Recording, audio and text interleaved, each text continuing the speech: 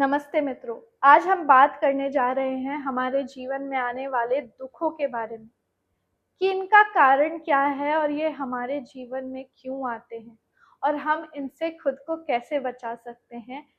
महर्षि पतंजलि योग दर्शन में लिखते हैं कि मनुष्य के जीवन में आगमन होने वाले 5 प्रकार के दुखों के बारे में। पहला अविद्या, अस्मिता, राग, द्वेष और अभिनिवेश। पहले दुख का कारण है अविद्या। अविद्या क्या है? विद्या का ना होना अविद्या है। ज्ञान के विपरीत होना, ज्ञान का असत्य होना, भ्रमित होना तथा सत्य सा प्रतीत होना अविद्या है। परमात्मा को जीवात्मा और जीवात्मा को परमात्मा समझना, प्रकृति को परमात्मा और परमात्मा को प्रकृति समझना भी अविद्या है। मित्रों, ये एक उदाहरण सहित मैं आपको बताती हूँ अविद्या क्या है। जब हम छोटे थे तब हम मिट्टी का घर बना करके खेला करते थे। किसी दूसरे मित्र का घर हमारे मिट्टी के घर से बड़ा होता था तो हम लात मारकर तोड़ देते थे। आपस में लड़ाई हो जाती थी, थोड़ी देर बाद सुलह भी हो जाती थी और खेल फिर से शुरू हो जाता था। जब खेल शुरू हो जाता था फिर से मिट्टी का घर बनाते थे, उसे सजाते थे, संवारते थे, मोह करते थे।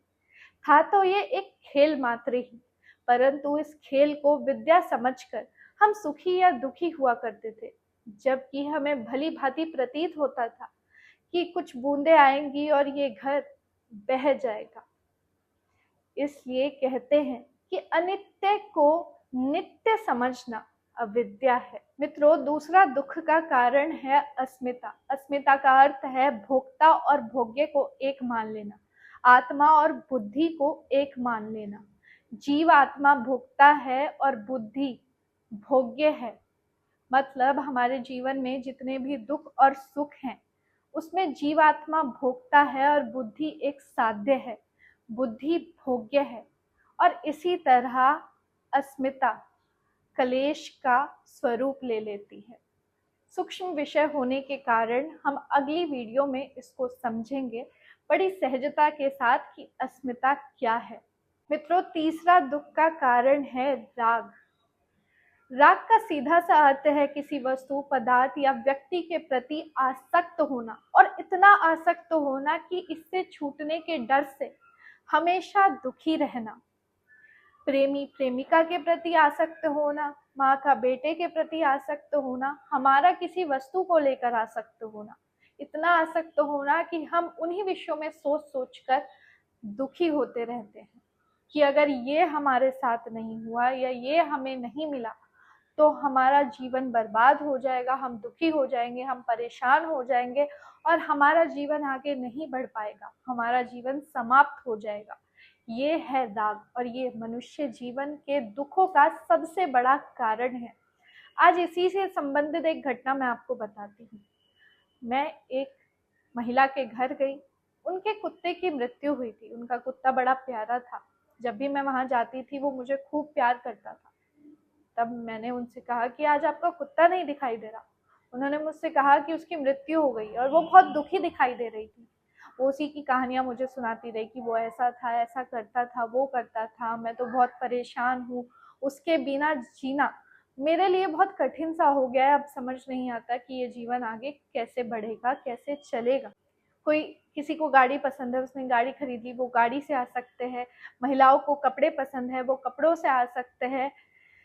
ये नहीं है कि ये सारी चीजें, ये सारे पदार्थ हमारे दुखों का कारण है। दुखों का कारण है राग, आसक्ति। जितना हम चीजों से आसक्त होंगे उतना हम दुखी होंगे, और जितना हम आसक्त नहीं होंगे उतना हम सुखी होंगे। योग दर्शन में महर्षि पतंजलि कहते हैं कि हमें सारी चीजों को उपभोग करना चाहिए, वो हमें सुख देती हैं, पर उनसे आसक्त नहीं होना चाहिए। यही सबसे बड़ा दुख का कारण है। हमें ये मानना चाहिए कि ये सब मेरी आत्मा की प्रसन्नता के लिए है, ना कि मेरी आत्मा इन सब की प्रसन्नता के लिए। तो दुख का चौथा कारण है द्वेष, ईर्ष्या, जलन। इसलिए तो कहते हैं आज इंसान अपने सुख से सुखी नहीं है, लेकिन दूसरे के सुख को देखकर दुखी है। इसी से संबंधित एक छोटी सी घटना मैं आपको सुनाना चाहती हूँ। एक बच्चा था जिसके 92% मार्क्स है। वो बच्चा अपने पेरेंट्स के साथ स्कूल में रिजल्ट देखने गया। टीचर ने उसकी बहुत तारीफ की कि आपका बच्चा बहुत होशियार है और कक्षा में हमेशा समय पर आता है, पढ़ाई में भी अच्छा रहता है, बाकी सारी एक्टिविटीज़ में भी ध्यान देता है। लेकिन उसके साइड में एक दूसरा बच्चा बैठा था जिसके 94% आए थे। जैसे ही उस बच्चे के पेरेंट्स को पता चला कि दूसरे बच्चे के 94% मार्क्स आए हैं, वो अपने बच्चे को कोसने लगे, उसको डांटने लगे, पढ़ता नहीं है, फोन चलाता रहता है, मेहनत नहीं करता है। ये होता है द्वेष। मतलब कि आप अपने बच्चे को नहीं देख रहे कि उसने कितनी मेहनत की है, आप दूसरे के बच्चे को देखकर जलन महसूस कर रहे हैं, दूसरे की उन्नति को देखकर जलन महसूस कर रहे हैं, तो ये है द्वेष। ये इंसान के दुख का सबसे बड़ा कारण है, द्वेष, जलन, कि हम दूसरों को देखते रहते हैं और अपनी कर्मों को भूल जाते हैं। हमें ध्यान नहीं रहता। हमें ये जानना बहुत ज़रूरी है कि सबको अपने कर्मों का फल मिलता है। मित्रों, आज मनुष्य दूसरों की उन्नति देखकर इतना संतुष्ट हो जाता है कि वो अपने आप पर ध्यान नहीं देता है। वो ये देखता है उसने गाड़ी खरीद ली, उसने मकान बना लिया। मित्रों, इस संसार में हर इंसान को उसके द्वारा किए गए कर्म का ही फल मिलता है।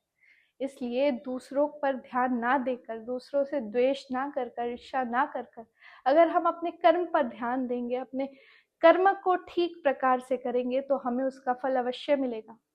इस संसार में, समाज में बहुत से अनुभवी लोग हैं जिनसे हम जान सकते हैं, जिनसे हम राय ले सकते हैं और अपने जीवन को सफल बना सकते हैं। क्योंकि अगर हम यही सोचते रह जाएंगे कि वो क्या कर रहे हैं, उसने कैसे किया, दूसरों पर ध्यान देते जाएंगे और अपने जीवन को कोसते रह जाएंगे, तो हमारा जीवन यूं ही समाप्त हो जाएगा, यूं ही बर्बाद हो जाएगा। मित्रों, दुख का 5वां कारण है अभिनिवेश, यानी कि मृत्यु का भय। हम देखते हैं एक छोटा सा मच्छर जो हमें काटने के लिए आता है, और जब हम उसे मारने के लिए हाथ बढ़ाते हैं, तब वह भी उड़कर भाग जाता है। उसे भी मृत्यु का भय है। इसलिए भगवान श्री कृष्ण ने भी कहा है कि जिसका जन्म हुआ है उसकी मृत्यु निश्चित है, और जिसकी मृत्यु हुई है उसका जन्म निश्चित है।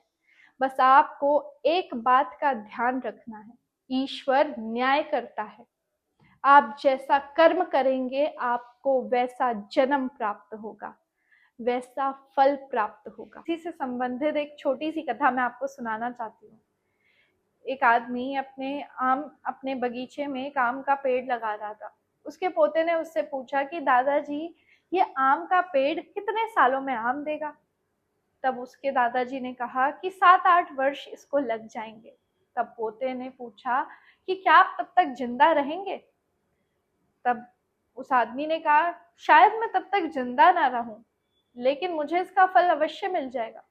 पोते ने पूछा कि किस प्रकार आपको इसका फल मिल जाएगा? आप तो जिंदा ही नहीं रहेंगे। तब उसके दादाजी ने उस बच्चे को समझाते हुए कहा कि जब मेरी मृत्यु हो जाएगी, जब मैं किसी और के घर में जन्म लूंगा, तो निश्चित तौर पर उनके घर में या तो आम का पेड़ होगा या उनमें इतना सामर्थ्य होगा कि वो आम का आनंद उठा सके, आम खाने का आनंद उठा सके। इसलिए इसमें परेशान होने की कोई आवश्यकता नहीं है। इसलिए कहते हैं, जो बोओगे वही काटोगे। जैसा आप कर्म करोगे वैसा ही आपको प्राप्त होगा। इसलिए हमें इन सब का भय नहीं होना चाहिए। मित्रों, आज आपको 5 तरह के दुखों के बारे में मैंने बताया। क्या इससे आपकी शंका दूर हुई? मुझे कमेंट्स में ज़रूर बताइएगा। बहुत बहुत धन्यवाद।